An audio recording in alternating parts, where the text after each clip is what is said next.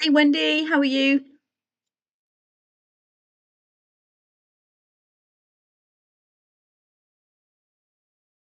Hoping you can hear me okay, so just let me know if all the sound is good.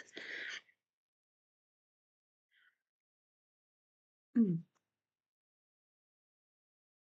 We'll wait for some others to pop in and then we'll get started.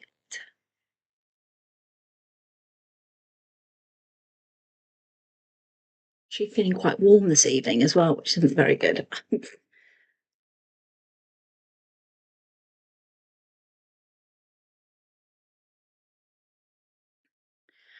Okay. Anybody else is in and they'd like to tell me they were here, that would be absolutely amazing. And I'm good, thank you. I'm really good. Keeping myself busy, that is for sure. That is for sure at the moment, which is good. It's a good thing. Let me see now. Did you enjoy the Ramses III exhibition? That's what I should. Sorry, Ramses II. Hi, Terry. How are you? Did you enjoy it? Was it good?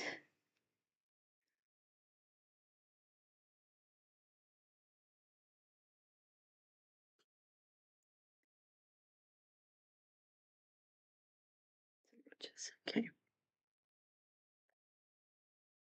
Hi, Lynn. How are you?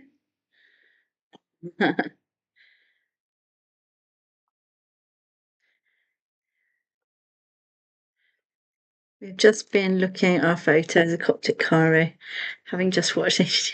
Oh, wow, amazing. Hey, Matthew. Oh, no. I hope it's not too stormy for you.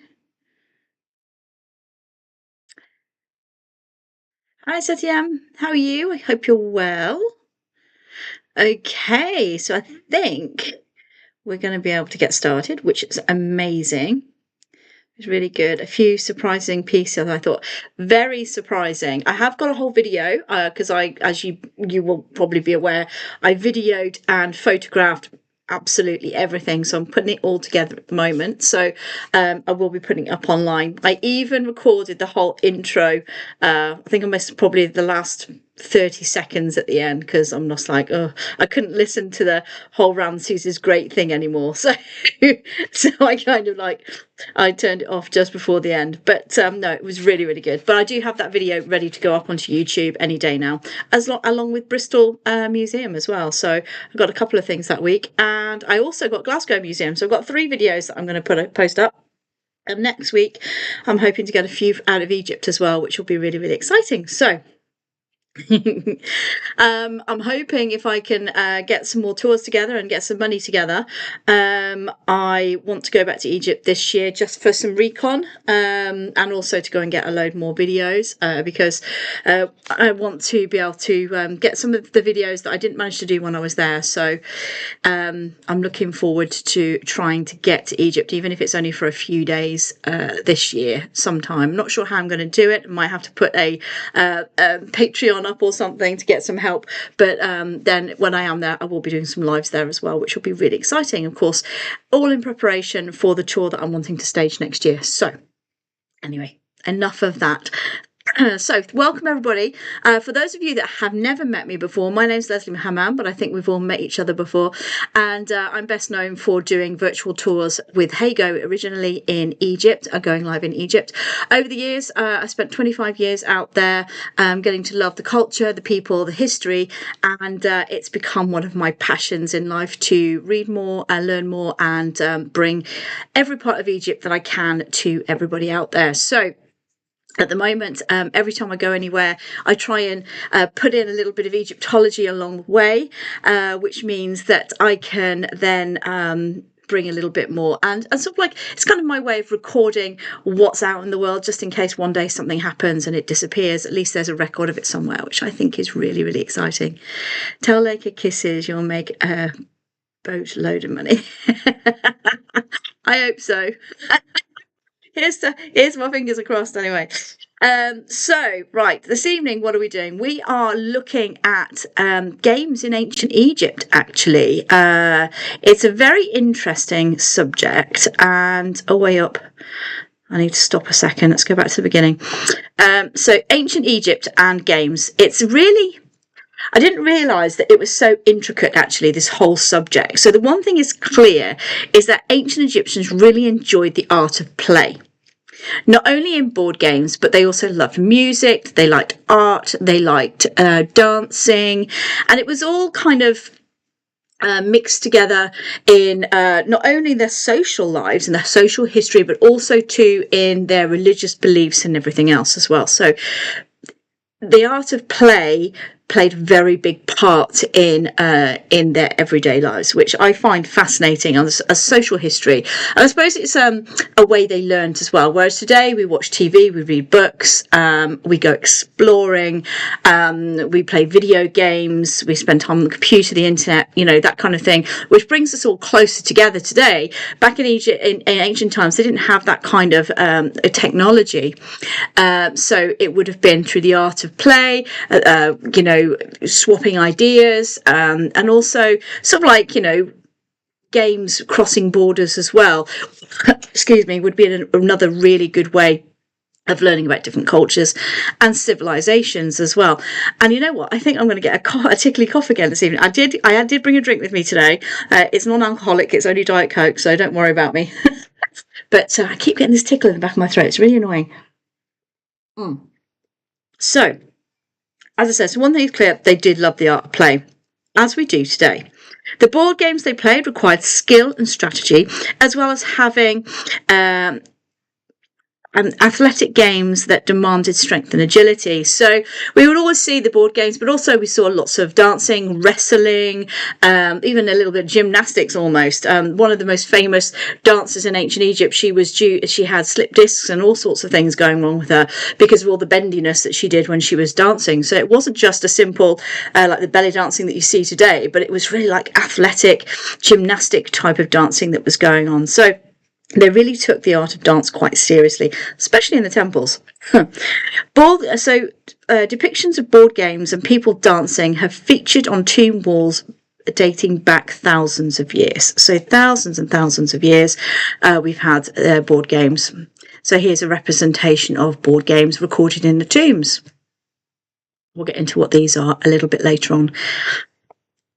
So we've got some example of toys as well. So toys were quite important for children to learn as they are today. So this is kind of like your early learning stuff. Now I love these toys because not only do you have a horse there and a bird that you could literally pull along on wheels, but also you have a ball made out of leather painted on, which I think are fantastic. And then you have this mechanical toy where you can open and shut the, I think it's the lion's mouth. It could actually be a mongoose, who knows, but you can open and shut, so it's a mechanical toy as well. You can pull it along as well as everything else. So I think that's really, really quite exciting. So I do love the fact that a lot of time and effort went into the craft of these. And if you think of all the things the ancient Egyptians managed to achieve over all that time, it makes perfect sense that they would be able to make these intricate little toys as well. So I do find that quite exciting. So then we're going to go into the music and dance. And as I said, that was really important during ancient Egyptian times. So they would have songs, they would have hymns. I mean, a prayer and song. Prayer, not as we know it today. If you go into a Coptic church in Egypt today and you listen to a sermon and the singing that goes on and the hymns that they sing within the sermons, they do actually have a crossover with ancient Egyptian music today from back then.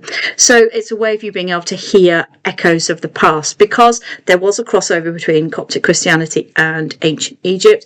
And they realised that some of the words in the Coptic Bible actually reflect some of the ancient Egyptian words.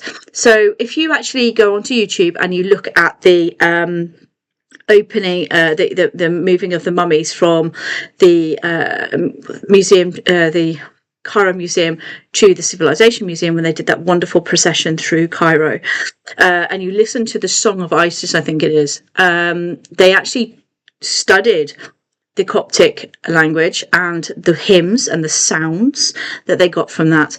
And then what they did was they took a hymn that they'd actually found in text from ancient Egypt, and then they actually put those words with the sounds to make this beautiful. It's a very haunting hymn, actually. It's a beautiful, beautiful song. It's sung absolutely beautifully, and very much worth a listen. So if you do get a chance to have a look at the moving of the royal mummies in Egypt, I think it happened about, I'm going to say about 4 or 5 years ago.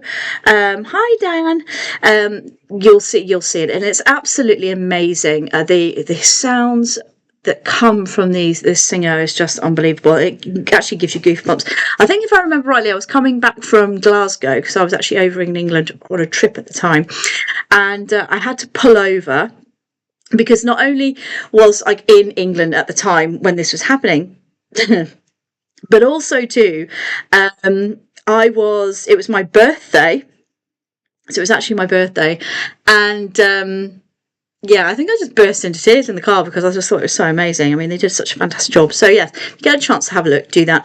But if you go into any of the tombs, whether it be they're dancing out of joy and a celebration, or they're dancing because of grief, another thing, they would wail and they would sing and dance for grief, to get grief out as well.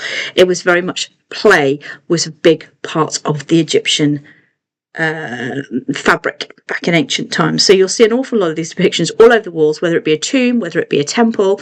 They are everywhere, and it's always worth to note when you go and see them.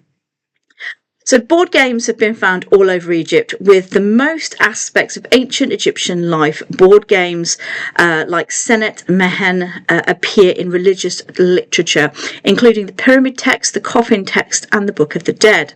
So there's crossover there too. The religious nature of Senet is particularly in the Great Game Text, which we'll get into a little bit later on, which also provides some evidence of the nature of play. Board games were extremely popular, and many kinds of games existed, both for 2 players and multiple players. Board games have been found of lots of different materials, from expensive ivory and ebony, and have been used to use inexpensive materials as well, like clay. They've also found them drawn on ostraca. They found them on temple floors. They've drawn them on the floors, and they've also found them sort of like made of wood. You can even see dice made of ivory, bone, and stone. Okay, so there's quite a difference in all of them there.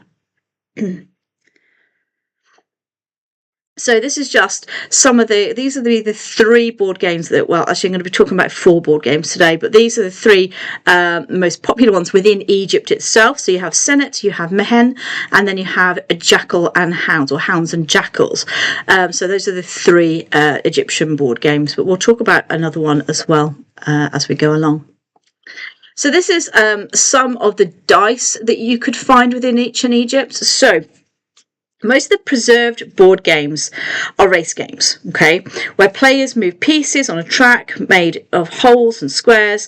The first player gets all the pieces off the board wins. A great variety of dice with 2, 4, and 6 sides have been used to determine the movement of the gaming pieces.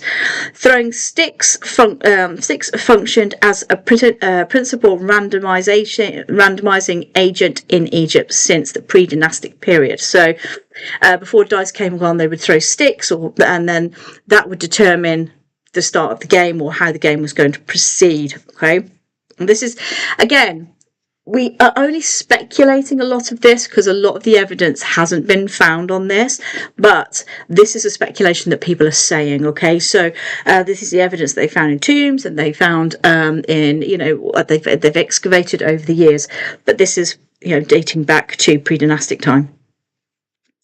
Whereas the origins of cubic dice, like we see here, remains somewhat mysterious, and is probably to be found in the Indus Valley. Knuckle bones, okay?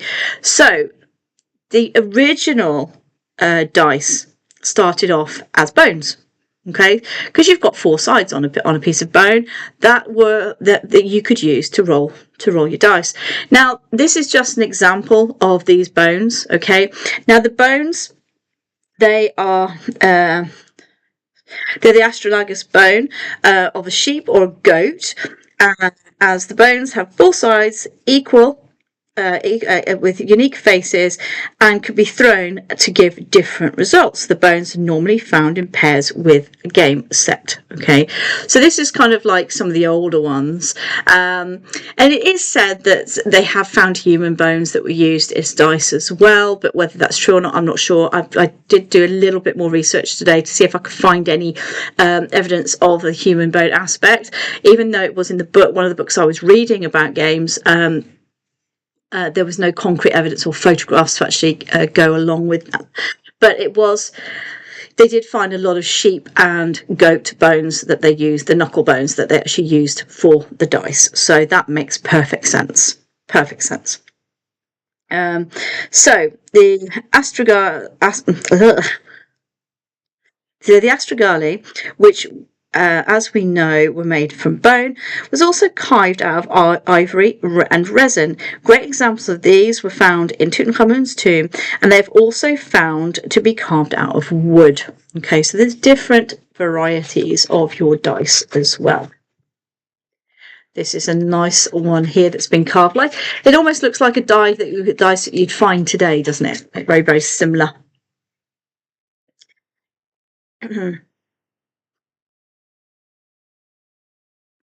And then we have some playing pieces there. Again, these are made out of a bit of stone and also the knuckle bone as well. But some of them have been painted, so as you can see there. So in Egyptian scenes, depicting players existed on tomb walls and papyrus.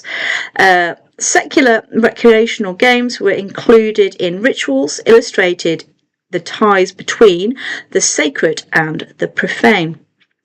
Egypt and the Near East share a number of games that were transmitted through military campaigns and trade relations.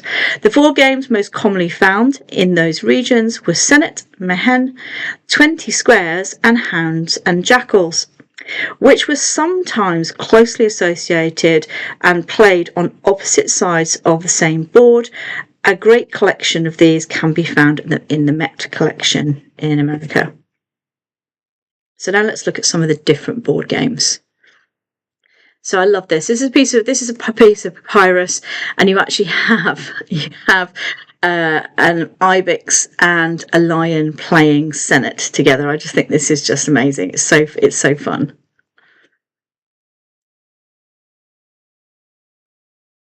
Now, the first game we're going to look at is Mehen. Okay, so this is one of the oldest. Now, guys, don't forget, you can ask me questions as we go along. So please do ask me questions, and then I'll do my best to answer as many as I can as we go along. Or if I'm going to bring it up later on in the tour, then I'll say so. But it's also nice to have a bit of interaction with you guys too.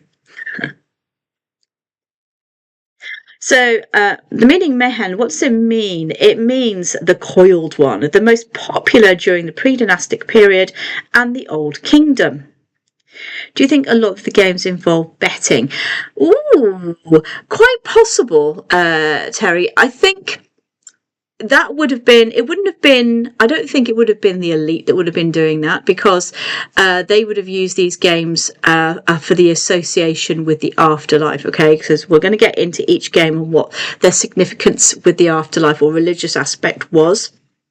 But you could almost see with Dar al-Medina, which is the workers' village in Luxor, the workers at the end of a long day sitting down, around at a coffee shop almost, obviously not a coffee shop, but you know what I mean, having a glass of beer or wine or whatever that they're doing in the evenings, and then having a game, one of these games, or playing one of these games, and then sort of like betting some of their wages on it. You could just, when you walk around Dar al-Medina, the workers' village in Luxor, you could actually feel that. You could actually imagine that in your mind's eye, because some of these games have actually been depicted in the nobles' tombs as well. So it's not out of the question that they would do that. No, definitely. I think betting's been around as old as time, isn't it? Okay, so the oldest of the game comes from the Nagada tomb of Belus and can be found in the Ashmolean Museum in Oxford, which is this beauty here. The board depicts a coiled snake divided into squares, which refers to the protective deity who wrapped around the sun god Ra during his journey through the night.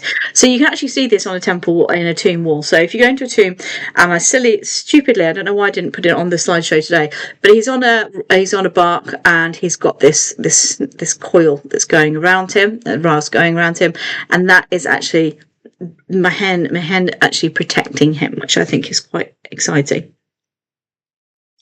The spiral imitates the natural posture of the snake protecting its eggs. The best depiction of the game appears in a picture in the tomb of Hesera at Saqqara, from around 2700 BC, showing gaming pieces associated with a Mehen board, 3 lions, 3 lionesses, and 6 sets of marbles. In the Old Kingdom, religious documents known as the Pyramid Texts, inscriptions suggest a belief that attainment of the afterlife was achievable by successfully passing through the Mehen board game. By reaching the centre of the spiral, one would symbolically join Ra in his bark, so on his boat, on his royal boat. So here we have, this is Hesera playing Mehen. Now, I'm assuming this is the right image. I searched for literally an hour and a half today, and this is the only one that I could find that would come up. And in the book that I've been reading on this as well, it didn't have it in there.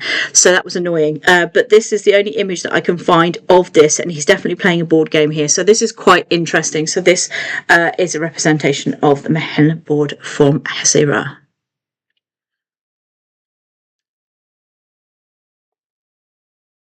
Again, these are some different representations of the Mehen board game. So, where do we get to? So, by reaching the centre of the spiral, as I said, you would symbolically join Ra in his bark. Miniature games have been found among the belongings of the deceased. There is little textual evidence on Mehen to provide clues to the rules of play or the setting or in which it was played. Okay. Most statements found regarding the game are such as playing Mehen or I am playing Mehen against you. In the tomb of, I'm going to absolutely obliterate this name, so I apologise, Khayamenkha, there is an indication of some events relating to play, with writing above the right hand player reading seizing Mehen, which could mean to gain advantage in the game or to take the lead, while the opponent responds, I take aim at you and play towards you. Okay. So that's a little bit of what might have been going on, but still, it's one of those things where we're not quite sure how the game's played because we haven't found a rule book yet. Doesn't mean that we won't one day find some more evidence on it or how to play these games, but I suppose in the grand scheme of things, it was like one of the most unimportant things to keep a record of, and back then everybody knew how to play these games, so nobody does bother to write it down possibly, or it would have been put down on a piece of papyrus or something. And of course, that's one of the first things that you get rid of, isn't it? When you've got a board game, you get rid of the rules. Who needs those? In other texts, we can see a religious connection with the game, especially in the 5th and 6th dynasties.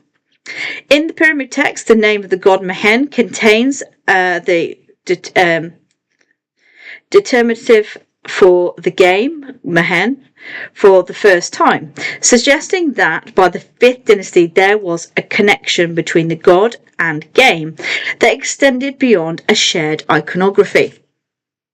Okay, so again, they believe that this would also help them in the afterlife as well. It's kind of a strategy game to get you into the afterlife. So that makes perfect sense that the ancient Egyptians would put so much focus on it, because at the end of the day, going to the afterlife was one of the most principal things that you could do, and it was really important to them, So the next game we're going to look at is Senet, and I know Wendy loves the look of this game because there are some beautiful Senet boards out there. There really are. Again, it's one of those games we're not quite sure how you play it, but you have more complete boxes in this one.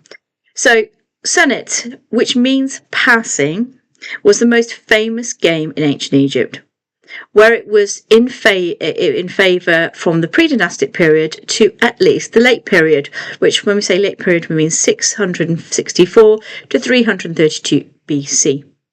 Its board is characterised by a pattern of 3 rows of 10 squares, with the last 5 squares consecutively decorated, okay, which you can see on this board, and some of the other pictures I've got, you'll see them on there as well. The players have to move their pieces in an S-shaped direction. Again, I've not played this game, but I am fascinated by all the pieces and things because it kind of looks a little bit like drafts, doesn't it? In a way, in a strange way. Yeah, it's a very interesting little game, this one. And I do love that all the little boxes and things that they come in. I think it's really cleverly done. In the in the New Kingdom, Senet became associated with the journey to the afterlife. Scenes of Senet playing are included among chapter 17 of the Book of the Dead and are identified on the walls of tombs.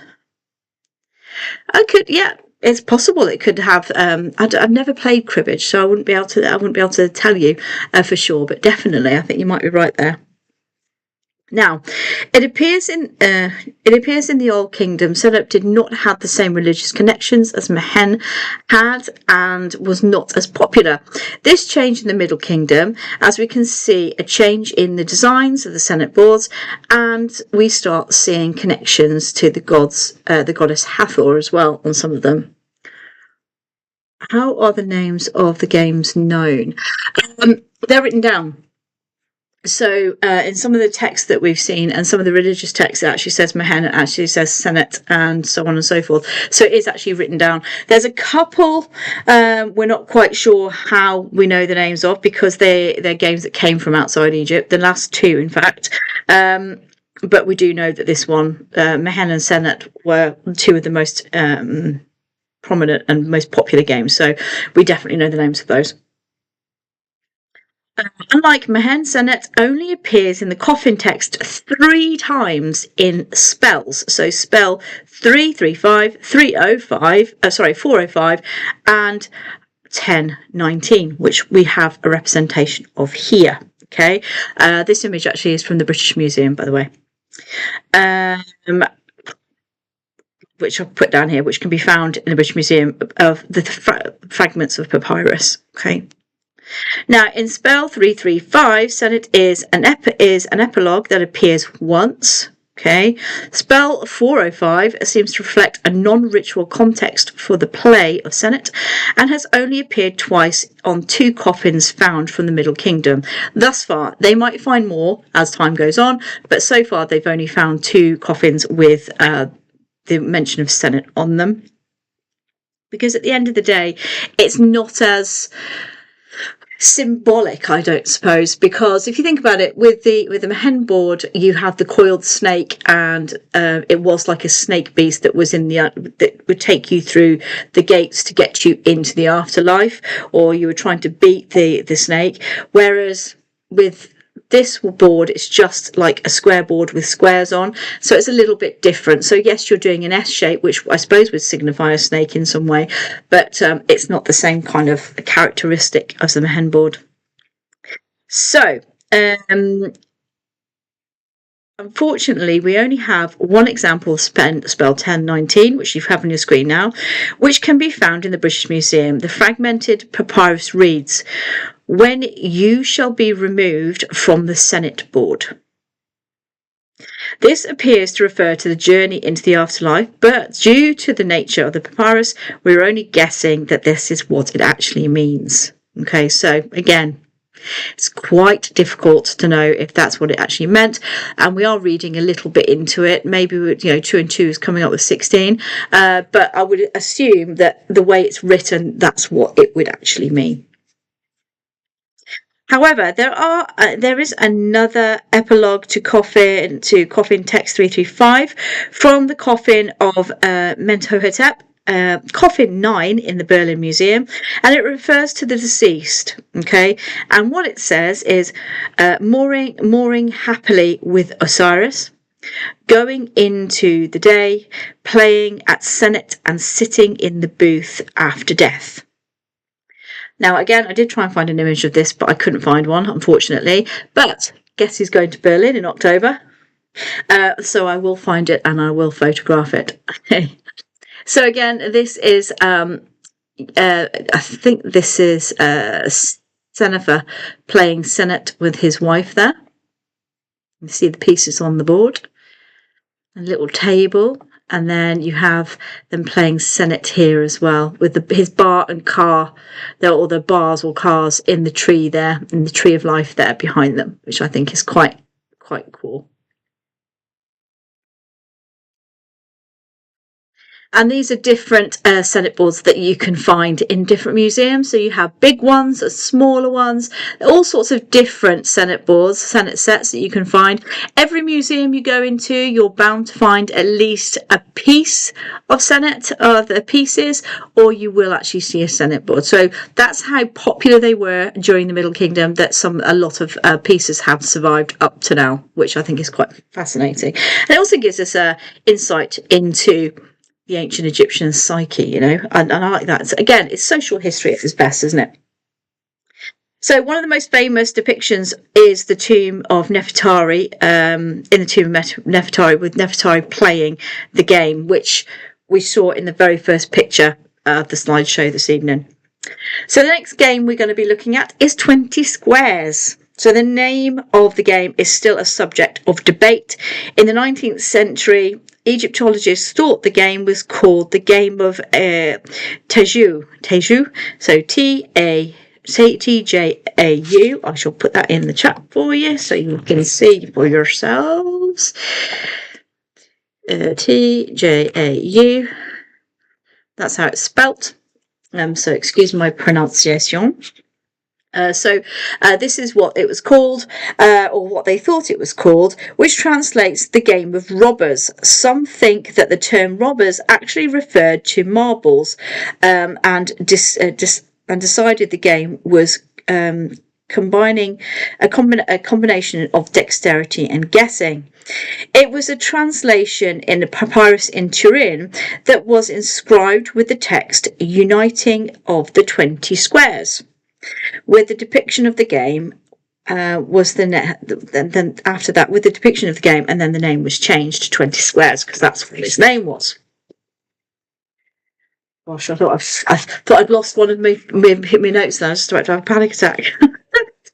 It was also known as the Royal Game of Ur, and was found among personal items deposited around 2600 BC in the royal graves of the ancient city of Ur in southern Mesopotamia, which today is southern Iraq.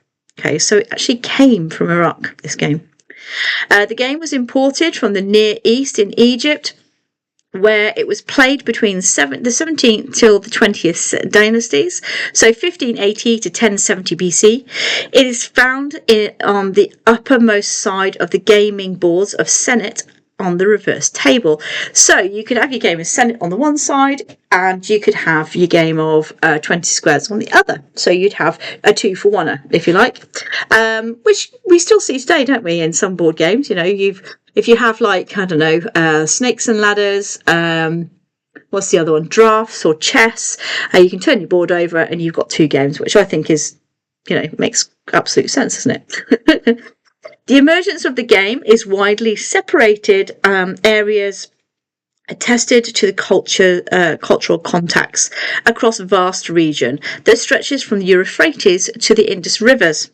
The Indus city were involved in the long-distance trade of semi-precious stones such as lapis lazuli and carnelian. Some scholars believe that the game may have been introduced earlier than the 17th dynasty, as there appears to be a depiction of it in the tomb of Nomarch Barket III, The tomb is in Beni Hassan.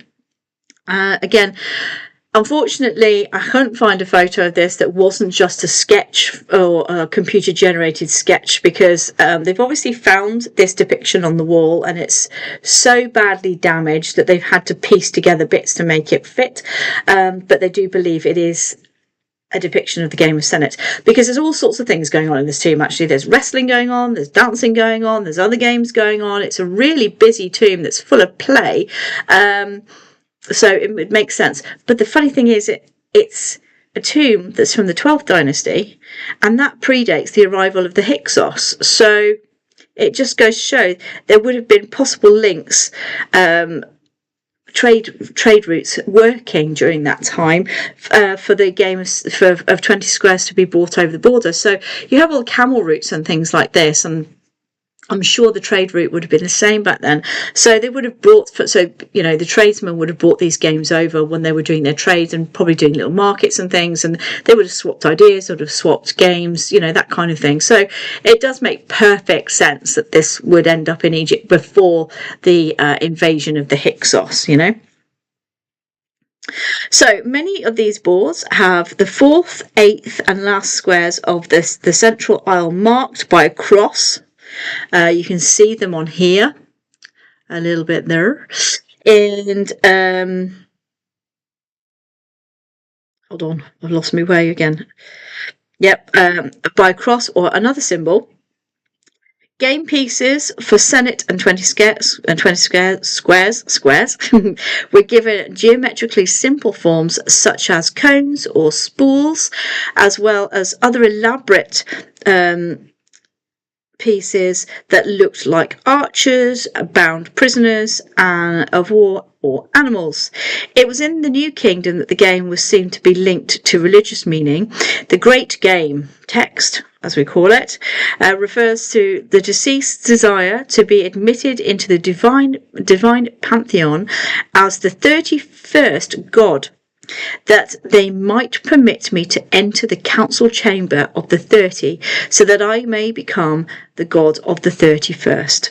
For this, though, you would have to play and win the new version of this game. So that's 20 squares.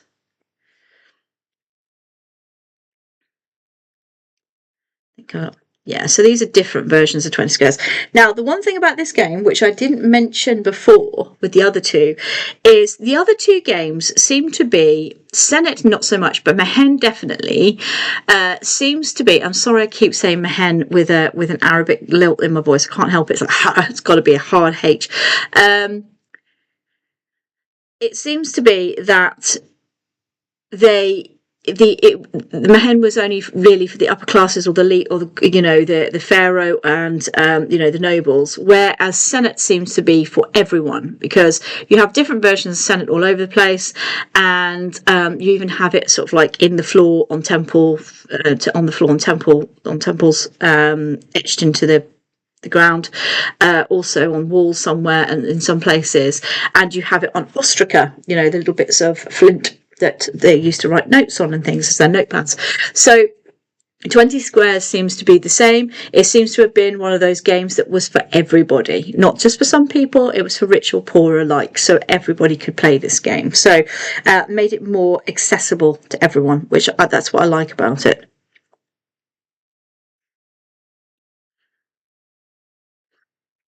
So our last game, I think it is our last game we're going to be looking at, is Hounds and Jackals.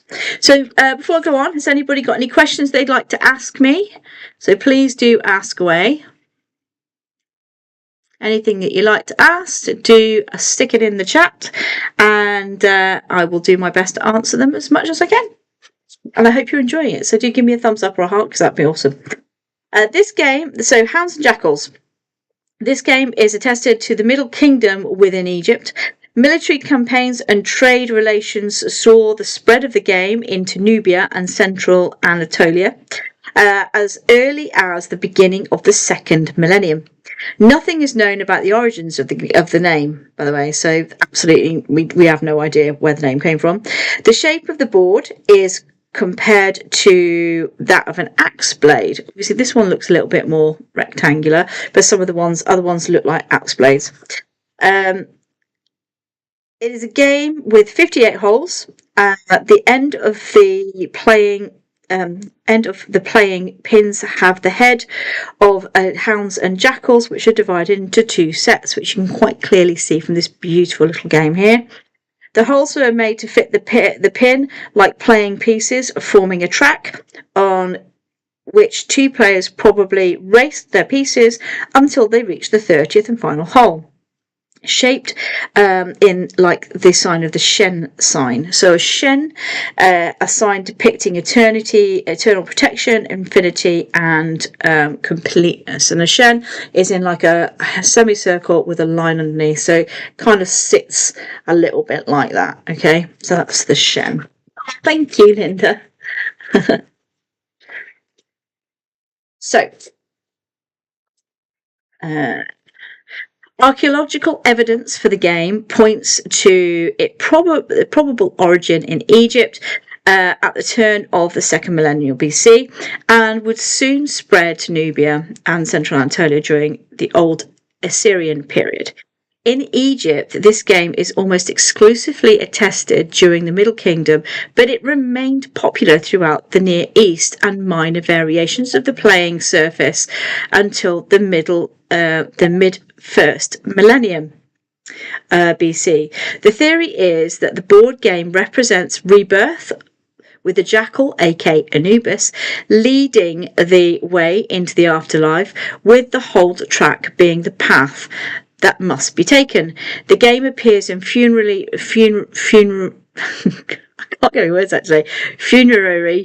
rituals and seems to be essential. Okay, so it became quite important later on, which makes perfect sense as well. I mean, as you can see from all the games we've seen tonight, they all have different meanings. So you can see this quite clearly now. You can see that does look exactly like an axe head, doesn't it? Absolutely looks like an axe head. And then you actually have one that looks like a hippopotamus, so it looks like it's on the back of Happy, possibly, you know, the hippopotamus goddess. So yeah, it appears in different shapes and forms. So again, a fascinating little game, and I love the fact there's a little drawer underneath that you can put your little bits and pieces in. Really, really lovely. I love it.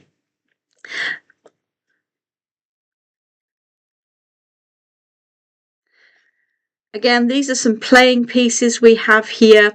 So you have some very elaborate ones, which would have been for Senet or Mehen. And then you have your dice there. You've got your little jackal head made out of what looks like carnelian or amber. You'd have them made out of faience, wood, clay. There was all sorts of different models that you could have. And I just think, again, fantastic, fantastic. Now, these are just some depictions of some other little toys. So we have a ball here that's made out of just string, just a tousled up string. Yes, most of the games were found in tombs because they were part of the funeral offerings. Okay, so funeral offerings were quite important. So yes, unfortunately, only in tombs because a lot would get. Some have been found in like the workers' village and things like this, but again, they're things that would have got broken quite easily. But most of it is actually found in tombs, unfortunately. So you're only getting kind of like the elite ones. You're not getting like the everyday people's toys and things, which makes sense because it's like, you know, it's very rare that you will find a toy from, say, I don't know, the 1950s buried in the back garden, you know. It's the same goes for ancient Egypt, I guess. So the depiction of board games and the history behind them shows they played a vital role in the social and religious practices within Egypt and beyond. So it was quite important. We learn through social interactions. I love this one. This is a mechanical one. Looks like he's like horning stone or something, maybe for making a temple, something like that.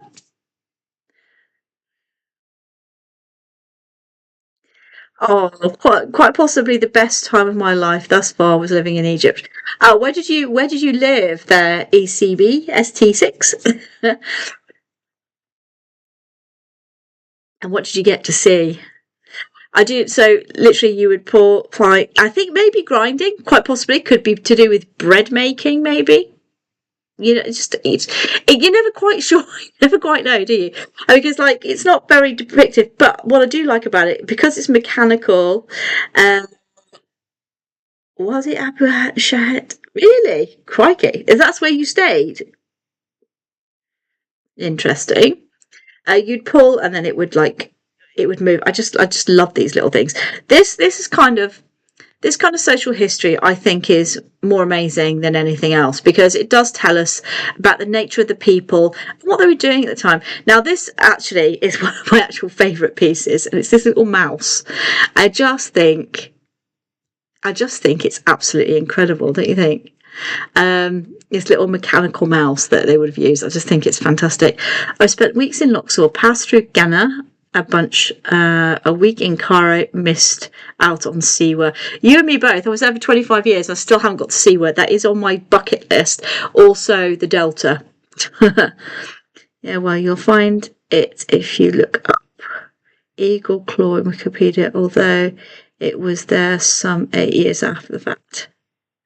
Oh, crikey, 6 months in the Wadi. Were you doing excavations out there, or were you just there because you liked the look of it? I've been to Siwa. It's one of my favourite places I've been. Really, Linda? Oh, you're so lucky. I had a t-shirt that said, I'm not a tourist, I live here. I love it. Just had a face. Literally, I just used my face. It was just like, no, we're not having this conversation again. We are out of this conversation. I'm not doing it. Chair force. Okay. Interesting. You sound like a very interesting person to talk to there. Okay, where did we get to? So again, we learned through social interactions through trade, war, other games made their way into the fabric of board games there in Egypt. Now, the one thing, these games didn't just stop in Egypt, by the way. They actually were found in different places. For instance, they made the Senet and Mehen actually made it as far as Cyprus. So they were all over the Middle East, if you like, the Middle East as we know it today. Went down into Nubia. They went as far as, to Cyprus. I just think it's just amazing that they had all these different sides to, and then they changed slightly. So if you go to Cyprus, they have loads of Senet and Mehen over there, but just a little bit different to the ones that we have. Oh, since then, between the wife and myself, over half the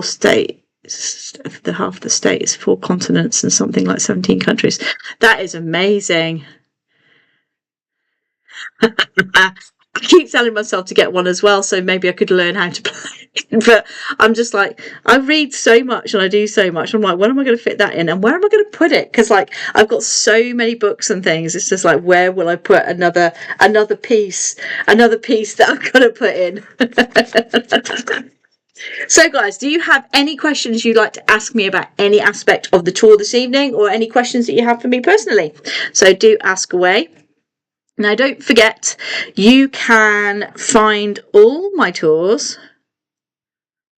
Oh, lovely. Something I'd like to do, actually. I still want to go to, oh God, what's the place on the North Coast? Oh, my brain has stopped functioning. Yeah, it's what the wall graves up on the north coast of Egypt. I really want to go there. Can't think of the name of it at the top of my head at the moment because it's completely escaped me. But yes, I want to go there. Don't forget, you can find all of my tours on the link below. You can also, if you have enjoyed coming on this tour with me this evening, I will go live every Wednesday night at 8 o'clock, unless I say otherwise. You can find me on Net if you would like to do that. Yeah, near Alexandria. If Annette would like to post the Facebook page as well, there is a calendar there which has got lots of different events on as well. That's with live events on Facebook. Let's see if I can find it for you while I've got you. They are also absolutely brilliant for different tours. No matter where you want to go in the world, I'm sure they'll have a tour for you. Live events, so it's a virtual stream there. Hold on. This is for you here. You can find the calendar there. I am on there. The only difference that I have in my Egypt ones are if the last Friday of every month, I do a cooking show for you as well. So the cooking will be next week now because that's the last Friday of the month. So do jump on that as well, and you can come and see me cook something Egyptian next week. Not sure what it's going to be yet. Haven't quite decided. I'm kind of thinking if I can get down to London to go to one of my Middle Eastern supermarkets, I might do some stuffed cabbage because I miss it so much. I love stuffed cabbage. But we will see what happens next week, or stuffed something. Selfies back in my day, could barely have 12 photographs. Oh no, that's awful. I hated when we had to do that. It's interesting to see the ways Egyptians enjoyed these toys and games. It makes them seem more relatable. I totally agree with you, because that was Alamein. Sorry, I had to get that out. It was like Tourette's. I do apologise. The place I was talking about was Alamein. Thank you. Thank you, brain. Literally, while I was talking to you, I was going through my catalogue of places in Egypt. That's hilarious. So yes, it does make them relatable. And this is why I like to bring the social side of ancient Egyptian to you. I mean, I love the gods. I love talking about the pharaohs. I love all that. I really do. But to be honest with you, I like to see the other side of the stories that we have. It's all very good being able to regurgitate names and dates and places, but I do like to look on the inside of the story more and bring that alive, because when I go into a temple, yeah, I get overwhelmed. I mean, there's some temples I just don't like going to, and Edfu is one of them, because I feel that it's still ancient, but it's still modern. In the grand scheme of things. I love going to Philae. Philae's beautiful because it is a temple on an island, but it makes me laugh when I have people going there going, oh, I'm going to, I can feel the energies vibrating from the temple. I'm like, hold on a minute, but you can't do, because literally they moved it. So they moved it from over there to here. So it's very, very different. My favourite places are things like nobles' tombs, love those. Workers' villages, love those. I love just scrambling around in the dirt around places that haven't been really looked at, or you think there's nothing there, but there is. If you go to Melkata, you've got the pottery in the desert. If you have the canal that's there, what's that doing there? Looks amazing. You have Amenhotep III's palace at Melkata. All there's this is little bricks, mud bricks left, but it gives you an idea of what they were looking at and how it looked back then. I love that. I love that kind of history, and that's what I'm going to try and promote more and more on my channel here. So if you want to learn about the everyday lives of Egyptians, as much as I can read about it, a little bit about the religion, trying to make the gods more relatable, do jump on future tours, because I've got lots and lots and lots of things coming. As I said, I am trying to get enough money together so I can go back to Egypt this year, so I can take all the photos that I lost back again. For those of you that don't know, I changed my phone towards the beginning of last year from an iPhone to a Samsung, probably the stupidest thing I've done all year, and I managed to lose 26,000 photos. 26,000. Not only photos, but also all the videos I took. And it was just devastating. I lost everything. And I lost lots of temples that I'd videoed, tombs that I'd videoed, and now have to go back and do it all again, which is such a shame because it means I've got to go back to Egypt again and go to it. But yes, that's exactly what I want to do. So, photo evil. That's what my partner keeps telling me. iPhone's evil, Leslie. You must change it to a Samsung. Did that, and look what happened to me. That's how I got punished. That's exactly how I got punished. The gods punished me that day. So I have to go back and take them all on my new Samsung. So, if you would like to buy me a coffee to show me a bit of love, please, please, please do. It is very much appreciated. I shall post a link to my Buy Me a Coffee page now for you. If you can do that, I will love you all forever. And all this money goes into a little savings pot, and that will be going towards my trip to Egypt sometime this year so that I can get back there. As an awful lot of you know, I've had change of circumstances, change of life completely, and that comes at a bit of a cost, unfortunately. But I would love to get back to the land of the pharaohs to go and see the stuff that I love. So any bits of help that you can give, I will be eternally, eternally, eternally grateful. But as I said, come join me next Wednesday for the next instalment of tours that I've got going. Let's see what we've got next week, shall we? 1 second, and I will tell you. Oh, we are exploring one of the tombs of ancient Egypt. Yes, we are.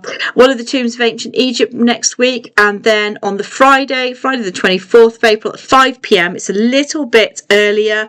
I will be doing my cooking class. The week after that, on the 29th, I'll be going into one of the temples in Egypt and taking you for a walk around one of those. And then we'll be doing the Queens of Egypt after that, or one of the Queens of Egypt. I'm thinking we're going to go Tazeret that day for the new stuff that I've got there. And then we're going to do the tombs, because there's 2 of them, of Sennamet and his story.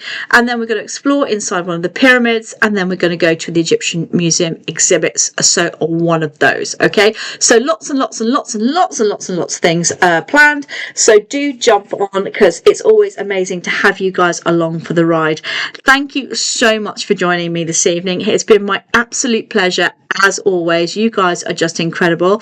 What have you put? 4 rolls. I have like exactly 1 photo of the Pyramids of Giza.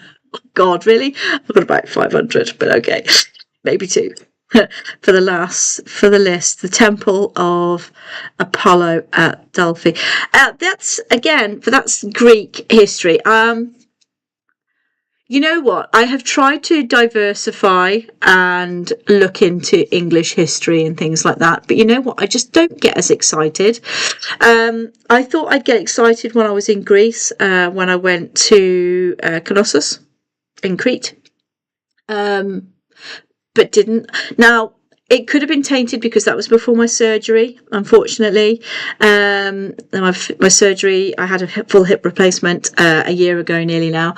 So it was before I had that done. So that might have made it not so nice for me. But again, I do have video of that, so I will put that on for you. So that was Knossos. And it does actually have connections with ancient Egypt as well, actually. So maybe I should. But yes. Please do follow my channel.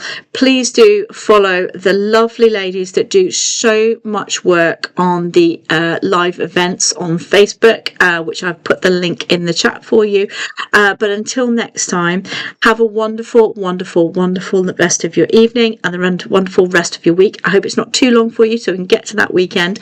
But for now, I'm going to say bye-bye for now. As I said, anything that you can do for helping me with the channel, please buy me a coffee. It's very much appreciated. The Roman Empire is a close second and overlaps. I see. I equate the Roman Empire with the downfall of Egypt. You know, the whole Cleopatra shenanigans and stuff. So maybe not so much. Oh, I'm glad you found me as well. So don't forget to get on and watch those videos. And until next time, guys, it's been my pleasure. Have a wonderful rest of your day.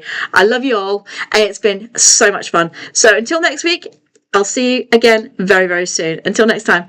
Bye for now, everyone.